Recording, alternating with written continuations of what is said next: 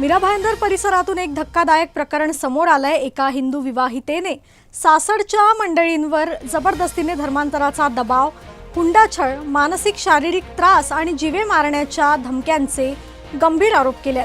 पीडितेने तिची मुस्लिम सासू आणि दीर यांच्या विरोधात काशीगाव पोलीस ठाणे येथे तक्रार दाखल केली आहे। तक्रारीनुसार विवाहानंतर हुंड्यासाठी दबाव, धर्म बदलण्याची सक्ती, अपमानास्पद टिप्पणी आणि धमक्या दिल्या गेल्याचा आरोप आहे। या प्रकरणात पीडित महिलेच्या पतीनेही आई व भावाविरोधात आरोप केले असून पोलीस तपास सुरू असल्याची माहिती देण्यात आली आहे। दरम्यान राज्यात धर्मांतर आणि तथाकथित लव जिहाद संबंधी प्रकरणे वाढत असल्याच्या पार्श्वभूमीवर कठोर कायद्यांची गरज आहे का असा प्रश्न उपस्थित होतोय।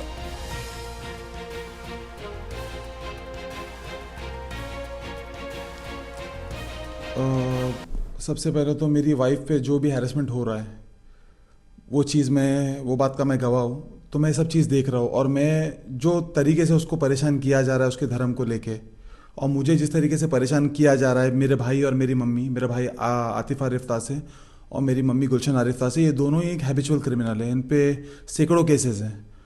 तो ये लोग जो तरीके से मेरी वाइफ को परेशान कर रहे हैं रिलीजन को लेके, तो मैं चाहता हूँ कि ये चीज़ ना हो। इस रीज़न के वजह से मैं आप लोगों के पास आया हूँ, क्योंकि मुझे मालूम है कि सुदर्शन न्यूज़ हमेशा हिंदू लड़कियों को प्रोटेक्ट करते हैं। मतलब हमारी बातें, इनकी बातें आप लोग उठाते हो, जो और कहीं मुझे दिख नहीं रहा है। मैं बहुत लोगों के पास गया लेकिन मुझे किसी ने भी हेल्प नहीं किया। और स्पेशली इस वक्त जब मैं ऐसे लोगों के सामने हूँ जो हैबिचुअल क्रिमिनल्स है और इनके अच्छे खासे पॉलिटिकल इनके सोर्सेज है जो इनको हर इनके क्राइम से बचा लेते हैं, उस चीज़ की भी ऑडियोज़ है मेरे पास, मैं वो भी आप लोगों को दे दूँगा। तो स्पेशली मैं आप लोगों के पास इसीलिए आया हूँ ताकि हम लोग को सिक्योरिटी चाहिए। मैं चाहता हूँ हमारी बातें, मेरी वाइफ के साथ जो हो रहा है, मेरे साथ जो हो रहा है, ये कोई चैनल कवर करे। सबसे बड़ा रीज़न मेरा ये, क्योंकि मेरी वाइफ को नॉर्मल तरीके से अरेस्ट नहीं किया जा रहा है। उसके जात को लेके, उसके धर्म को लेके उसको बॉडी शेमिंग किया जाता है, बांझ बोला जाता है, गंदी गंदी गालियाँ दी जाती है उसको और उसके माँ बाप को। और अभी तो इनफैक्ट ये मेरे छोटे बच्चों को भी, ये मेरे एक बच्चे को भी ये नहीं छोड़ रहे, उसके ऊपर भी इन लोगों ने गाली देना चालू कर दी है। मेरा यही रीज़न है कि मैं आप लोग के पास आया हूँ ताकि मुझे हेल्प चाहिए। मैं चाहता हूँ सुदर्शन न्यूज़ मेरे साथ जो हो रहा है वो चीज़ कवर करे बस।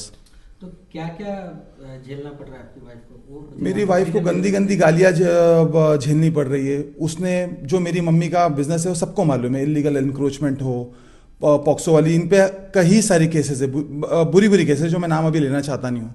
तो मेरी वाइफ नहीं चाहती थी कि मैं ये लाइफ झेलूँ, मतलब मैं मेरी मम्मी के साथ हूँ। इस रीज़न की वजह से मैं और मेरी वाइफ, हम लोग म्यूचुअल अंडरस्टैंडिंग से हमारे बाहर गए थे। हम लोग दोनों एक सिंपल लाइफ, हम दोनों जॉब कर रहे हैं अपना, जो मेरे मम्मी को बिल्कुल पसंद आ नहीं रहा है। और इस चीज़, मैं बाहर गया हूँ, मैं जॉब कर रहा हूँ, इस चीज़ के लिए वो मेरी वाइफ को टारगेट करती है और उसको गंदी गंदी गालियाँ देती है, जो सारे मेरे पास एविडेंसेस हैं।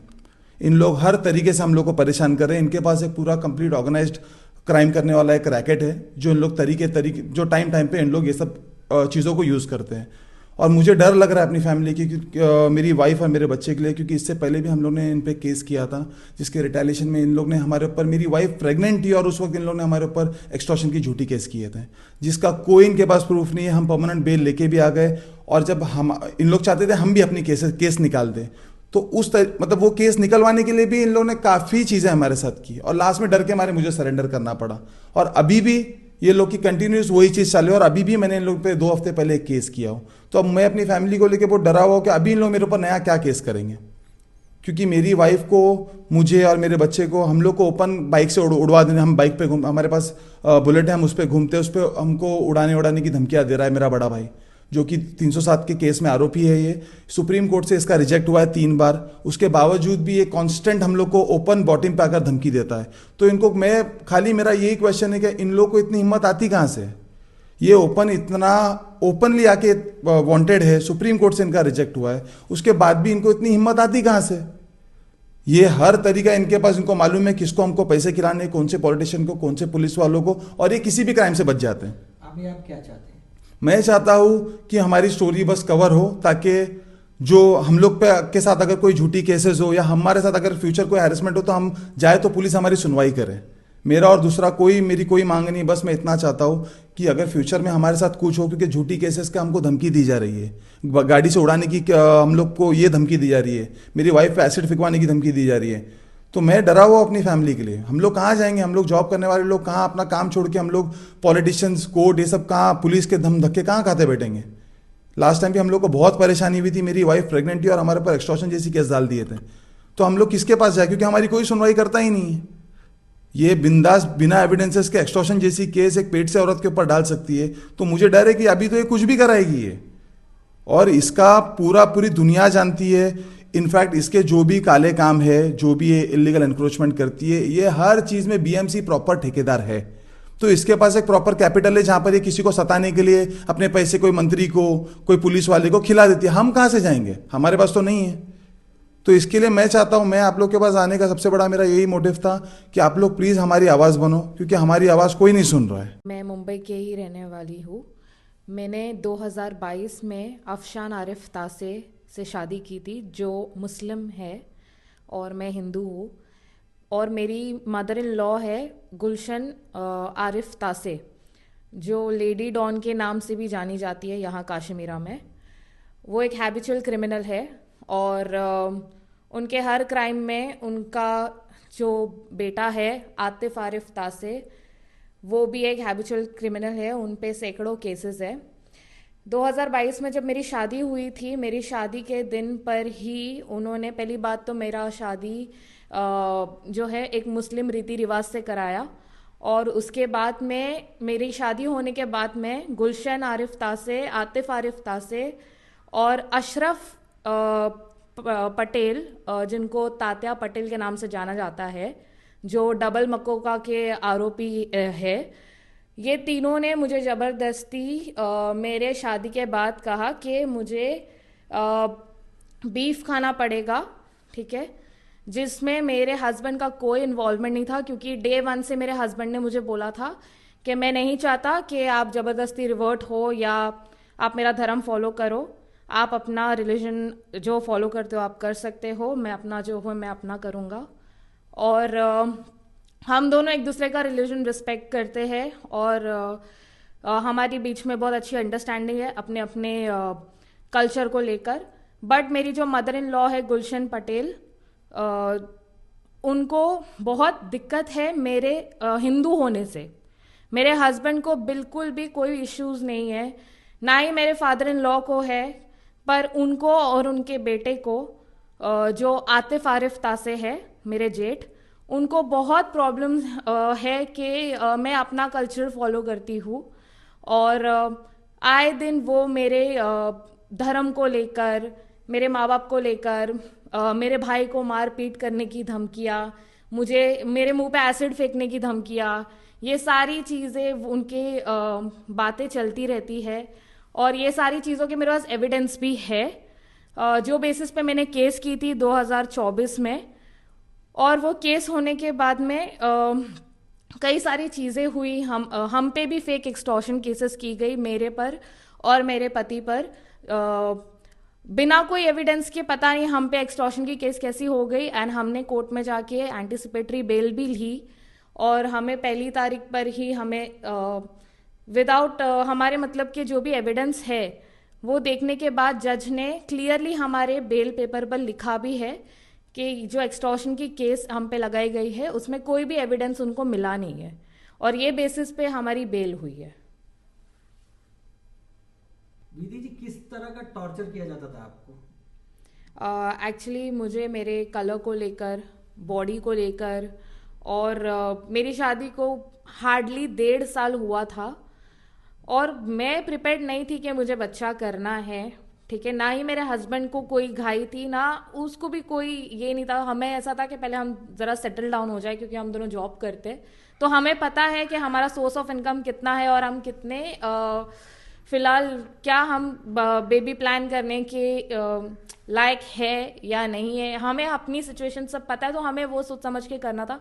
बट इन्होंने मुझे सबके सामने, अपने जितने भी इनके घर में काम करते हैं नौकर, या इनके जो भी इनकी जो महिला मंडल की औरतें हैं जो इनके हर क्राइम में इन्वॉल्व रहती है, उनके सामने एक दिन इन्होंने मुझे प्यार से बुलाया, ऐसी नॉर्मली बातें की, और वही प्यार प्यार बातों में इन्होंने मेरी फिजिकल लाइफ खुले आम सबके सामने डिस्कस करना चालू किया कि तुम बच्चा क्यों नहीं करते हो, तुम ये क्यों नहीं करते हो, तुम वो क्यों नहीं करते हो, बहुत सी गंदी गंदी बातें जो मुझे बताते हुए भी शर्म आ रही है।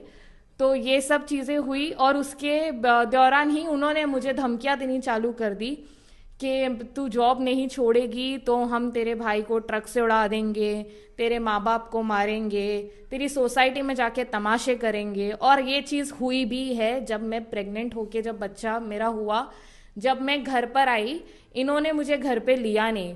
मेरा 4 दिन का बच्चा लेके मैं घर के बाहर खड़ी थी, तभी भी मैंने पुलिस बुलाई, कोई नहीं आता, किसी कोई सपोर्ट नहीं था। वो टाइम पे भी मुझे और मेरे हस्बैंड अफशान आरिफ तासे को घर से निकाल दिया गया था। क्यों? क्योंकि मेरा घर में मंदिर मैंने अपने रूम में बनाया था, मैं अपना कल्चर फॉलो कर रही थी और इनकी प्लानिंग पहले से चल रही थी कि जिस दिन ये बच्चा लेके रिटर्न आएगी उस दिन इसको घर से बाहर निकालूंगी। और उस वक्त इन्होंने मेरा सोना, मेरा पैसा, मेरे कपड़े, मेरा सारा सामान, मेरा फर्नीचर, हर एक चीज़ इन्होंने जब्त करके रख ली थी। तो धर्म परिवर्तन को लेकर भी कुछ बातें चल रही है? हाँ, वो तो आज भी चल रही है और उनकी तो चलती ही है, पर मुझे नहीं पता कि उनका जो बेटा है 307 में, वो फिलहाल वांटेड है, सुप्रीम कोर्ट से उनकी बेल रिजेक्ट हुई है।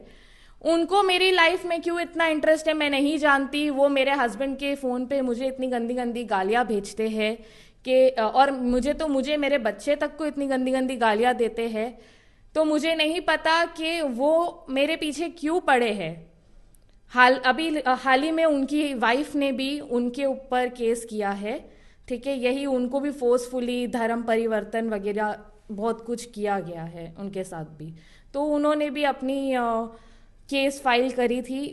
हम टच में नहीं है, पर मुझे ये चीज़ पता चली थी किसी के थ्रू और काफ़ी न्यूज़ चैनल्स पे भी ये वायरल हुआ था।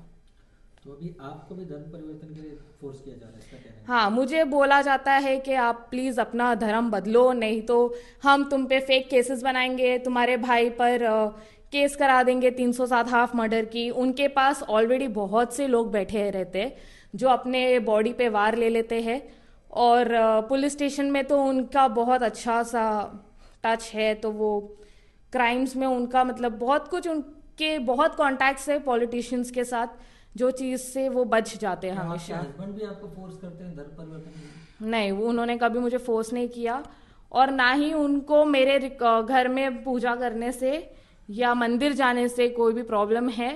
और अभी जब मेरा बच्चा भी हुआ है, आज वो 9 महीने का है, वो कभी मुझे उसको भी मंदिर ले जाने से नहीं रोकते और कुछ भी तो उनके एंड से कोई प्रॉब्लम नहीं है। बच्चे का सुनना तो हो चुका है क्या? कुछ समय है कुछ उसको?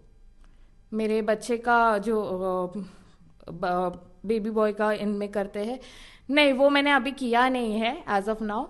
पर अगर आगे जाके लगेगा अगर कुछ ऐसा करना चाहिए तो वो मेरी चॉइस है, उसमें भी मुझे कोई, मेरे हस्बैंड ने प्रेशराइज नहीं किया। वरना इनमें तो बोला जाता है कि 1 महीने में कर दो, 20 दिन में कर दो, पर मेरे हस्बैंड ने अभी तक कुछ ऐसा मुझे बोला नहीं है। तो अभी आप क्या चाहती हैं? अभी मैं चाहती हूँ कि ये जो मुझे इतनी गंदी गंदी मेरे धर्म पे गालियाँ देते हैं, मेरे माँ बाप को गालियाँ देते हैं, मुझे मारने की धमकियाँ देते हैं, मेरे भाई को मारने की धमकियाँ देते हैं, इन पे स्ट्रिक्ट एक्शन लिया जाए। क्योंकि ये आए दिन सिर्फ और सिर्फ हिंदू और आगे भी बहुत गंदे गालियाँ है जो मैं नहीं बोलना चाहती, आप समझ जाओ क्या बहुत ही गंदे शब्द यूज़ करते हैं। मेरी माँ के बारे में भी बहुत गंदी गंदी बातें बोलते हैं, जिनमें मेरी मदर तो यहाँ आती तक नहीं है मेरे फैमिली मैटर्स में। ना उनको कुछ पता है कि मेरे पे आज क्या बीत रही है 3 साल से, उनको कुछ भी नहीं पता। यही औरत की वजह से उनको काफ़ी चीज़ें पता चल गई थी, क्योंकि जब मैं बच्चा लेके इन्होंने मुझे घर पे नहीं लिया था, जब मैं अपने मायके गई थी तो ये झगड़ा करने मेरे मायके पहुँच गई थी और वहाँ भी भरे बाजार में इन्होंने तमाशे किए थे। तब मेरी मदर को पता चला कि मेरा कुछ फैमिली इशू चल रहा है। वरना मेरे फैमिली से मैंने काफ़ी बातें छुपाई है जो मुझे लगता है अब नहीं छुपानी चाहिए थी, शायद मैं बता देती तो इतना ये मेरे साथ कुछ अत्याचार मेरे पे कर नहीं सकते थे।